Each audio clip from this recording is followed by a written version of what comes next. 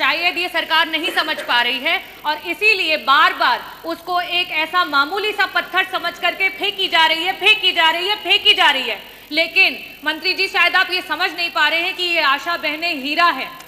अध्यक्ष जी, मेरा सवाल जो हमारे प्रदेश में कार्यरत आशा बहनें हैं उनसे जुड़ा हुआ है और सरकार कहीं ना कहीं इन आशा बहनों की आशाओं पर लगातार पानी फेरती हुई आ रही है।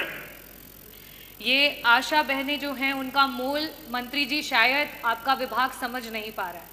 और रही बात छपने की, आशा बहनों का भी उतना ही अधिकार है कि वो अखबार की पंक्तियों में सामने आए और उनकी अधिकार की जो बातें इस सदन में बोली जा रही हैं वो लिख करके पढ़ करके वहां पर आए, क्योंकि आज वो आशा बहनें जिस तरीके से आपके विभाग की रीढ़ बन करके हैं, शायद ये सरकार नहीं समझ पा रही है और इसीलिए बार बार उसको एक ऐसा मामूली सा पत्थर समझ करके फेंकी जा रही है। लेकिन मंत्री जी, शायद आप ये समझ नहीं पा रहे हैं कि ये आशा बहनें हीरा है और उसका वर्णन, क्योंकि हमारे वित्त मंत्री जी यहाँ बैठे हैं, मैं कहना चाहूंगी कि इस विभाग में जो आशा बहनें जिस तरीके से काम कर रही हैं, चाहे वो संक्रमित रोग हो उनको बचाने के लिए, मैं बहुत डिस्क्रिप्शन के साथ नहीं बोलूंगी, लेकिन ये बजट से रिलेटेड है, इसलिए मैं कहना चाहूंगी कि जितना वो काम कर रही हैं, अगर उनका काम रोक दिया जाए तो आपके विभाग का जो संपूर्ण का बजट है वो पूरा का पूरा बजट भी आप लगा देंगे, तब भी आप उनके द्वारा किए हुए कार्यों को पूरा नहीं कर पाएंगे। और ऐसी स्थिति में 1 ट्रिलियन इकोनॉमी की बात हुई पिछले सदन में और लगातार सरकार के द्वारा हो रही है। ऐसी स्थिति में 8,08 करोड़ का बजट है उत्तर प्रदेश की सरकार लेकर के आई है, लेकिन उस बजट में हमारी आशा बहनों के लिए कुछ भी नहीं है। मंत्री जी, मेरा प्रश्न आपसे ये है कि आप बात करते हैं कि उनका इतना मानदेय है और इतना सरकार दे रही है। मेरे पास आंकड़े हैं और मैं उसे टेबल भी करना चाहूँगी कि वर्तमान में 24 ऐसे जिले हैं और 25,000 आशा महिलाएं हैं जो हमारी वर्कर्स हैं जिनका भुगतान नहीं हुआ है और आज वो रोडों पे हैं, वो जगह जगह पर आपसे मिलना चाह रही हैं, लेकिन उन्हें आपसे मिलने का अवसर नहीं मिल रहा है और शायद इसीलिए नहीं मिल रहा है क्योंकि वो छप नहीं रही हैं। जो छपता है वो दिखता है और मीडिया की ये ताकत है और ये लोकतांत्रिक व्यवस्था की ताकत है कि हम उस चीज को, सत्यता को सबके सामने लेकर के आए।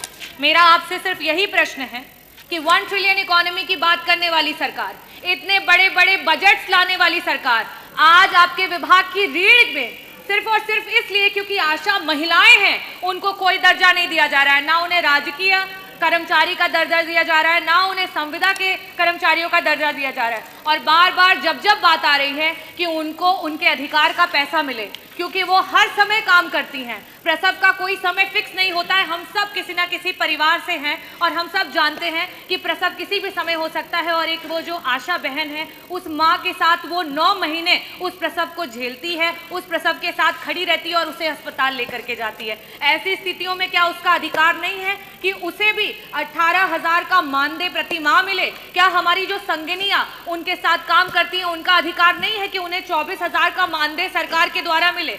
तो मेरा प्रश्न पहला तो मैंने पूछ लिया, साथ ही साथ मैं आपसे अपने अनुपूरक भी पूछ लेती हूँ कि आज अस्पतालों में जब वो महिलाएं प्रसव की महिलाओं को लेकर के, मरीजों को लेकर के पहुंचती हैं तो वहां उनके रुकने तक का इंतजाम अस्पतालों में नहीं है।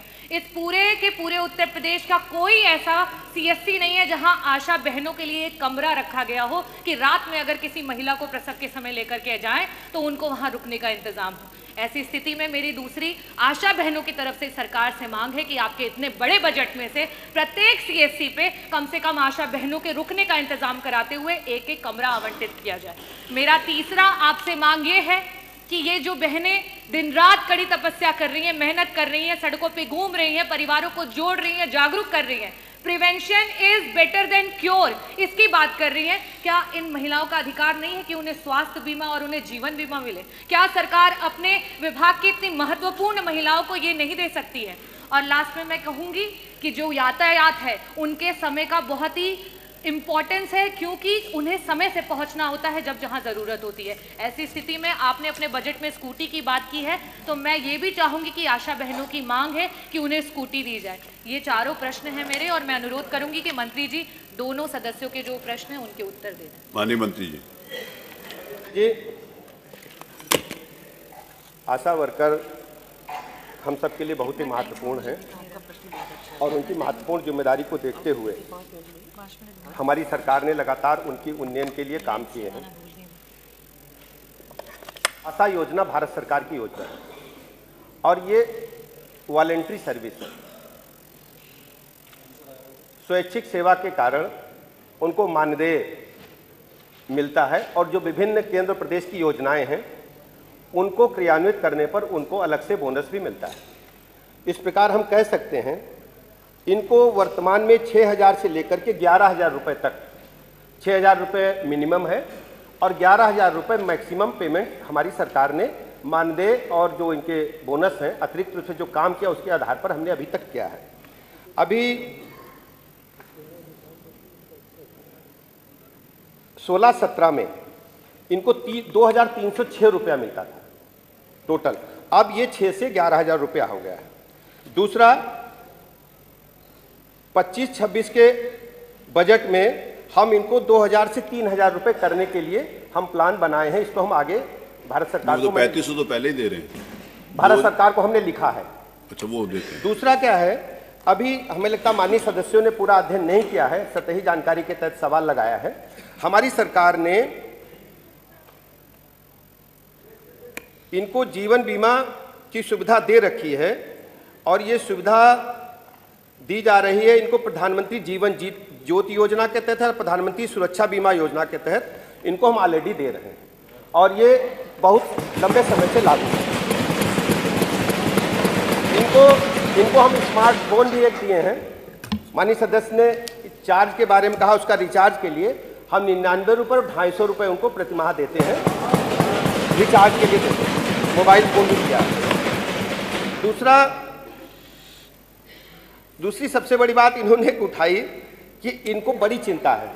सर, लोकतंत्र में कभी काम करने का अवसर इनको भी मिला है और आज हमें मिल रहा है। हम लोगों ने इनके मानदेय को लगातार बढ़ाने का काम किया है और 2018 में 1,000 रुपया था, इसको 2,000 रुपया अपनी सरकार ने किया, भारतीय जनता पार्टी की योगी जी की सरकार ने किया है।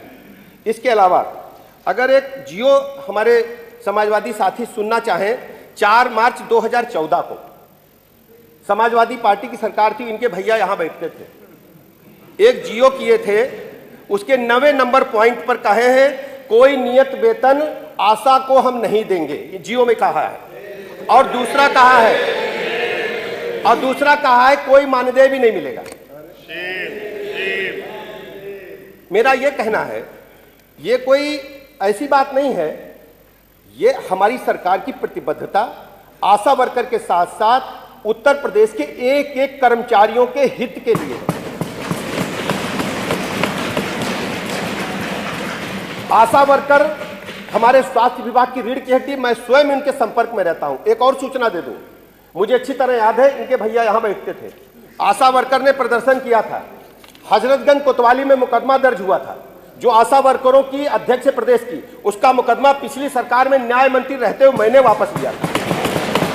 ये वही हमारे समाजवादी साथी हैं। इसलिए माननीय अध्यक्ष जी, हम पूरी तरह से प्रतिबद्ध हैं। अपने आशा वर्कर के साथ साथ प्रदेश के एक एक कर्मचारियों के हितों की चिंता करना हमारे सरकार का प्रथम दायित्व है। कर्मचारी हमारी रीढ़ की हड्डी हैं, उनके सुख और दुख में हमेशा खड़े रहेंगे, इसमें कोई शक की गुंजाइश नहीं।